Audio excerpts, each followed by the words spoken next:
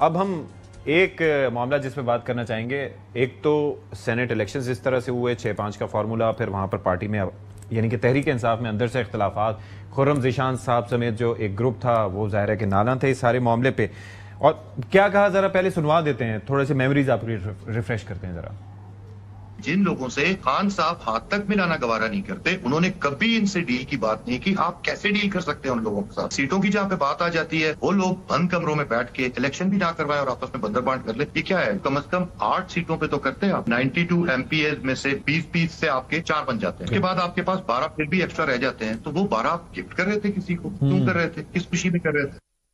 اچھا، پھر اس کے بعد آپ یہ دیکھیں کہ جن لوگوں کی سلیکشن ہوئی اس میں ایک مراد سعید صاحب بھی ہیں. تو فیصل چودھری صاحب ہمارے پروگرام میں موجود تھے، تو انہوں نے کیا فرمایا اس متعلق، یہ ذرا دیکھیے.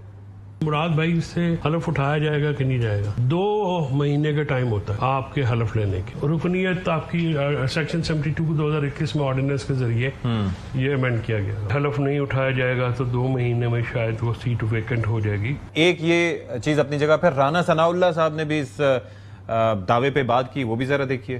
سینٹ کی اس سیٹ کے سیکیور ہونے سے کوئی نہ کے پی کے کی گورنمنٹ کو کوئی فرق پڑنا ہے، نہ کوئی وفاق میں کوئی فرق پڑنا ہے، بلکہ ہو سکتا ہے کہ مراد سعید صاحب جو الیکٹ ہوئے ہیں وہ شاید حلف لینے کی بھی نہ آئے. تو اس کے اوپر باقاعدہ میٹنگز ہوئی ہیں، باقاعدہ معاملات طے ہوئے ہیں. اس کے لیے 1 نہیں 10 میٹنگز ہوئی ہیں. اور وہ میٹنگ کیا خیال ہے کہ امیر مقام صاحب نے میاں شہباز شریف صاحب سے ہم سے پوچھے بغیر ہی میٹنگ کر لی ہے، بلکہ ہر میٹنگ کے بعد وہ بتاتے رہے ہیں کہ جی اب وہ یہ کہہ رہے ہیں، اب ہم یہ کہہ رہے ہیں. اگر اس کے اوپر بات ہو سکتی ہے تو پرائم منسٹر آف پاکستان جب آپ کو یہ کہتا ہے کہ جس موضوع پہ بھی آپ بات کرنا چاہیں آئیں بیٹھے، میں آپ سے ساتھ بیٹھ کے بات کرنے کو تیار ہوں. پھر شیر افضل مروت صاحب، ظاہر ہے کہ ان کو پارٹی سے جس طرح سے باہر کیا گیا لیکن اپنے آپ کو وہ پھر بھی حصہ سمجھتے ہیں، انہوں نے کافی انکشافات کیے اور کل ٹویٹ بھی انہوں نے اس متعلق کیا تھا. دیکھیے کیا کہتے ہیں وہ.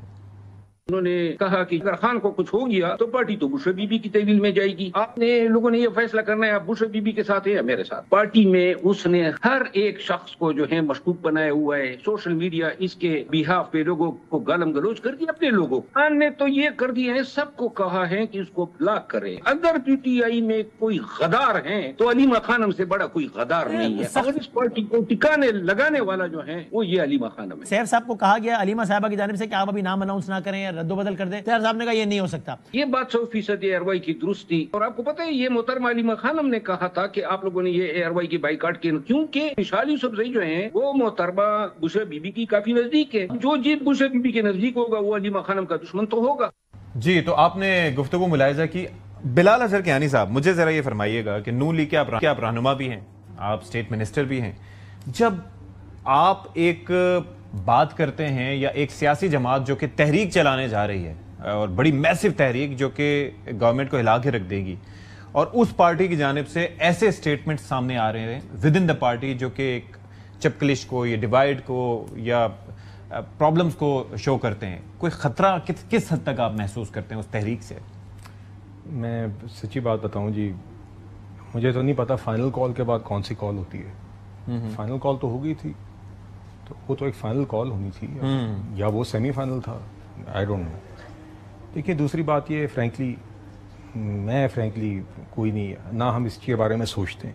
اچھا، اب روزانہ ہم جی ہمارے دیکھیے جو چیلنجز ہیں الحمدللہ میکرو اکنامک اسٹیبلٹی آئی ہے، اس کے آگے جو ہم نے معیشت کو آگے دے کے چلنا ہے، گورننس کے دیگر اور معاملات ہیں. روزانہ آپ کو پرائم منسٹر ہماری حکومت اس پہ فوکس نظر آتی ہے. میں آپ سے یہ کہوں کہ ہماری حکومت کا یہ چیز ٹائم لے رہی ہے، ناٹ ایٹ آل. باقی سینٹ کے انتخابات کے اوپر آپ نے رانا ثناء اللہ صاحب کی بات سنی، اس کے اوپر دیکھیے ان کی بات بالکل جائز ہے.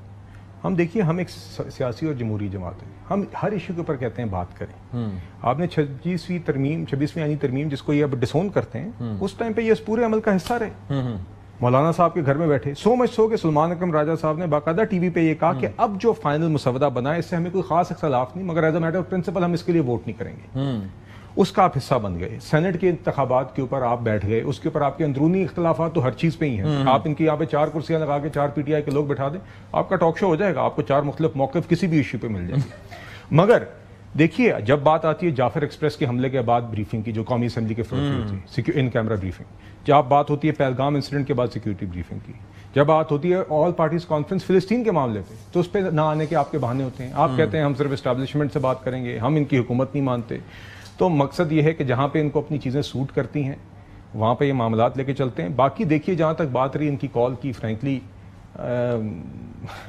دیکھیے احتجاج اول تو پتہ نہیں ان کے آپس میں اتفاق کیا ہوگا اور کیا اسٹریٹجی کریں گے، یہ اسی طرح ہی لگے رہیں گے، اور یہ ان کا اپنا معاملہ ہے جی. ہمیں اس میں خاص دلچسپی نہیں.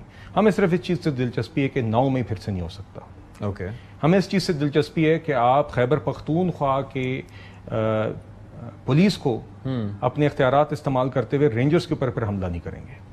آپ خیبر پختونخوا کی پولیس کی ٹیئر گیس کو اسلام آباد کیپٹل پر یا اپنے ہی جوانوں پر حملے کے لیے یا شہریوں اسی پر لیے حملے کے لیے ایف سی کو فیڈرل تو دیکھیے یہ فورس بنا دیا کہ وہ بھی اس میں ہیلپ کرے. نہیں دیکھیے وہ تو فرینکلی آپ کو خود ہوش کے ناخن لینے چاہیے. میں تو اس لیے پھر سے فکر مند ہوں کہ 2 ہفتے پہلے جو افواج کے متعلق علی امین گنڈا پور صاحب نے بات کی ہے، مجھے تو لگتا ہے اس سوچ میں کوئی چینج نہیں آیا. تو بہرحال آپ اسے فائنل کال کہیں، آپ پوسٹ فائنل کال کہیں، آپ نے جو کرنا ہے کریں، مگر آپ پرامن احتجاج کی بات کرتے ہیں. پرامن احتجاج کرنے کی آپ نے صلاحیت آج تک دکھائی نہیں ہے، چاہے وہ ڈی چوک پر قبریں ہوں کھودنا ہو، چاہے وہ 9 میں ہو، چاہے بیچ میں اور بہت سارے واقعات ہوں، آپ نے ہر جگہ پر تباہی پھیری ہے. تو اس لیے یس کوئی بھی قانون اپنے ہاتھ میں لے گا اس کی تو اجازت نہیں دی جائے گی. باقی پرامن احتجاج کہیں، 5 اگست کی کال کہیں، جو مرضی یہ کرنا چاہتے ہیں.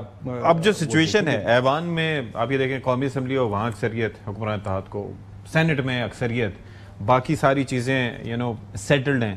27ویں ترمیم کے کیا چانسز ہیں؟ نہیں دیکھیے ستی صاحب ابھی تو کوئی ایسی بات نہیں ہے، کوئی بھی کسی قسم کی ترمیم نہیں ہے. اور مگر دیکھیے constitutional amendment is the right of frankly any parliament. Parliament, I am not seeing government, parliament. اور اس کے اندر کسی بھی وقت پہ اگر حکومت وقت مثال کے طور پہ کوئی بل آتی ہے یا کوئی بھی بل آتا ہے، اگر اس کی دونوں ہاؤسز کے اندر 2/3 اکثریت تک کی ایک اگریمنٹ ہو جاتی ہے تو ممکن تو ہوتا ہے. تو اسی لیے it is the constitution is some thing جو کہ اس میں پہلے بھی ترامیم آئی ہیں، اس میں کچھ ترامیم بہت سیلیبریٹ بھی ہیں. 18ویں ترمیم ہے اور یہ 26ویں یعنی ترمیم بھی، جس طرح میں نے آپ سے کہا کہ for me it was pretty much with consensus. P T I اس وقت شامل تھی. اب جتنا مرضی اس کو اپنے آپ کو کرٹیسائز کر لیں تو آگے بھی ابھی میرے علم میں کوئی ایسی نہیں ہے کہ 27ویں ترمیم یا ایسی کوئی مزید ترمیم، مگر this is a option that is always available to any parliament that is sitting.